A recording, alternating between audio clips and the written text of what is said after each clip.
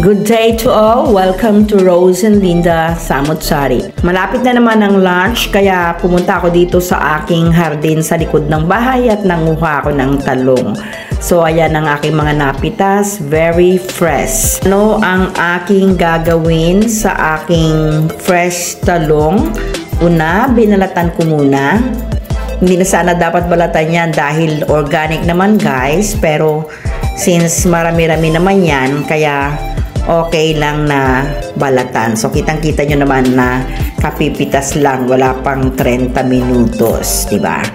So ako ay magbabalat ng mga 5 pieces. Kung marami kayong talong sa bahay, may garden ng talong kayo, tapos sawa na tayo sa nilaga, sa prito o kaya inihaw or tortang talon, pinakbet.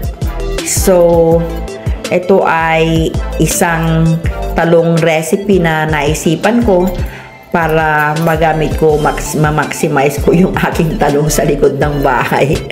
Dahil wala nga akong maisipang gulay since madami kaming talong at hindi ko na nga bibilhin, kaya eto na lang ang aking gagawin. Ayan, so yan na yung nabalatan ko guys. Pasensya na at meron akong sipon kaya ang boses ko ay ganito. So 5 pieces ng talong. Next, hiwa-hiwain na lang natin yan, ganyan, cubes na maliliit. Kung gusto nyong hiwain ng pahaba, pwede din. Pero ganyan na lang pinanghiwa ko dahil gusto ko ng mas madaling maluto. Ganyan siya guys. Ang mahal ng talong ngayon sa market. Anyway, lahat naman ng gulay walang mura. Mapapamura ka na lang sa kamahalan nito. Kaya ang ginawa ko, nagtanim ako sa likod ng bahay at after few months, ayan, at marami na akong talong. Pati mga kapitbahay namin kung gustong humingi, pwede akong magbigay dahil panggamit lang naman sa bahay. At least, nakatipid na ako ng talong na bibilin sa merkado. Ayan siya guys. So this time, hiwa na ako ng mga hipon. Wala akong maliliit na hipon. Yan na lang ang aking binalatan at aking hinihiwa-hiwa ng maliliit. Pero mas masarap siguro kung yung maliliit na hipon. Dahil ang gagawin natin ay ukoy na talong with shrimp. So ayan, inalagyan ko na siya ng asin. 1 kutsara lang. Tapos paminta. Estimate na lang natin guys. Halu-haluin na natin. O, ganyan lang siya, di ba? Very simple. Libre na ang talong. Tapos linagyan ko siya ng 2 organic egg. Very fresh din yan dahil meron akong mga native chickens na nangingitlog. So, libre ang talong, libre pati ang aming itlog. At saka, organic pa. Ayan, lagyan na natin ng flour. So, bali 1 cup of flour yung ginawa ko sa 5 pieces of eggplant. Then, lagyan din natin ng 1/2 cornstarch. Kung wala kayong cornstarch, okay lang. Kahit flour lang ang inyong gamitin. Since meron kami yan, linagyan ko. So, mix-mix natin ng ganyan para mag-incorporate na lahat yung ating mga ingredients. Ayan, ano yung hinihiwa ko. Nakakita ako ng maliit na bell pepper na green. Tapos, sibuyas. Kalahating sibuyas lang ang linagay ko dahil hindi ako masyadong mahilig sa sibuyas. Besides, nagtitipid ako dahil mapapaiyak ka din sa presyo ng sibuyas ngayon. Puting sibuyas ang aking ginamit. So, ayan na siya. Halos ayos na ang ating lulutuin. Tapos, 3 I love you na bawang. I love you ha. Kung ano-ano na lang. Ayan. So, tadtarin natin ng pinong-pino. Ganyan lang siya. Mabilisan. Last na ingredient na yan na ilalagay ko guys. Para sumarap-sarap naman ang ating recipe. Ilagay na natin. Haluin ulit. Ayan. ready na ang ating mixture.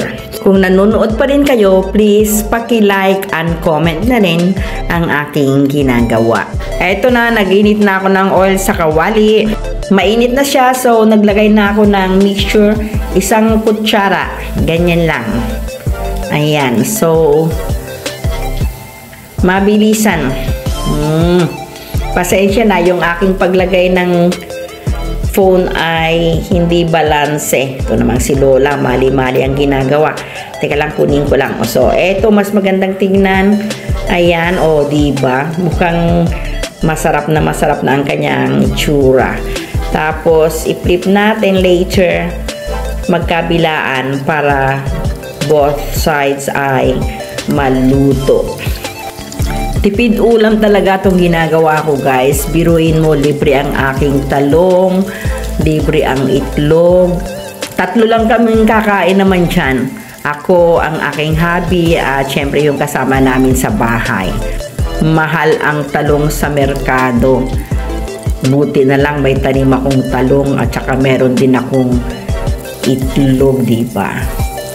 Laki ring tulong kapag ka may mga halaman ka sa likod ng bahay, kahit sa maliit na lote, kahit na ano na lang itanim natin. Pagka tinatamad-tamad na tayong pumunta sa market o wala tayong budget, pitas-pitas na lang sa likod ng bahay, di ba? At least makakaraos na rin ang ating lunch o kahit ang ating almusal o ng ating dinner. Ayan, tapos na yung first batch. Maglagay ulit tayo.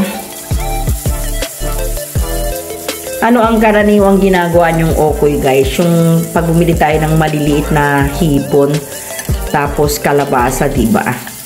Yan ang ginagawa nating okoy. Kalabasa, what else? Pwede din sigurong sardinas kung wala tayong hipon. I-try ko next time yung sardinas. Ayan. Yung taro o kamote, pwede din natin gawing ukoy. So, ito na. Mukha na siyang masarap na masarap. Yan na yung last batch ng aking ginawa, guys. Kung hindi pa kayo nakasubscribe sa aming channel, please subscribe naman, guys, para dumami ang aming mga subscribers. So, ito na yung aking recipe for today. Yang linagay ko sa gitna ay suka lang with cucumber at saka siling labuyo. Green siya, pinitas ko siya sa garden. Hindi pa hinog kaya green, pero sobrang anghang na yan. Pwede din kayong gumamit ng ketchup. Thank you for watching. Tara, kain na tayo.